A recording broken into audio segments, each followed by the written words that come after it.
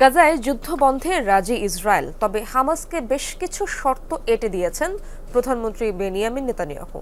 স্থায়ী আগ্রাসন থামাতে নিরস্ত্রীকরণ তো করতেই হবে, সেই সাথে উপত্যকাও ছাড়তে হবে হামাস সদস্যদের। একই সাথে মুক্তি দিতে হবে সকল জিম্মিদের। তেল আবিবের এমন শর্তের বিপরীতে এখনো কোনো মন্তব্য করেনি ফিলিস্তিনি মুক্তিকামী গোষ্ঠীটি।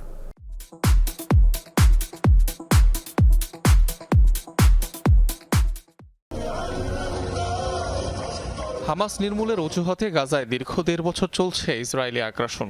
প্রাণ গেছে ৫৩,০০০ ফিলিস্তিনির, এখনও ধ্বংসস্তূপের নিচে চাপা কয়েক হাজার মরদেহ।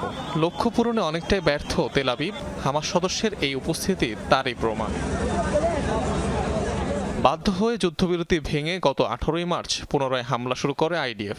মার্কিন প্রেসিডেন্ট ডোনাল্ড ট্রাম্পের মধ্যপ্রাচ্য সফরের পর সম্প্রতি যা আরও জোরালো হয়। এদিকে কাতারে চলমান আলোচনার মাঝেই গাজায় অস্থায়ী যুদ্ধবিরতির প্রস্তাব দেন মধ্যপ্রাচ্য বিষয়ক মার্কিন প্রতিনিধি স্টিভ উইটকফ।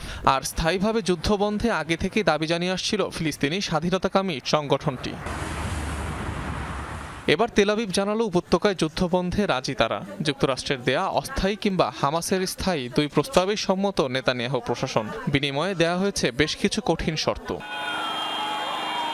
স্থায়ীভাবে আগ্রাসন বন্ধ চাইলে গাজার নিয়ন্ত্রণ ছাড়তে হবে হামাসকে, করতে হবে অস্ত্র সমর্পণ, পাশাপাশি উপত্যকা ছেড়ে বেছে নিতে হবে নির্বাসিত জীবন। আর সব জিম্মিকে একসাথে ছাড়ার শর্ত তো রয়েছেই। ইসরায়েলি প্রধানমন্ত্রীর কার্যালয় থেকে প্রকাশিত এক বিবৃতিতে জানানো হয় এসব দাবি। এর আগে গাজায় স্থায়ীভাবে যুদ্ধবন্ধের প্রস্তাব প্রত্যাখ্যান করলেও এবার সেই অবস্থান থেকে সরে আসতে দেখা গেছে বেনিয়ামিন নেতানিয়াহুকে। অনিক রহমান, যমুনা নিউজ।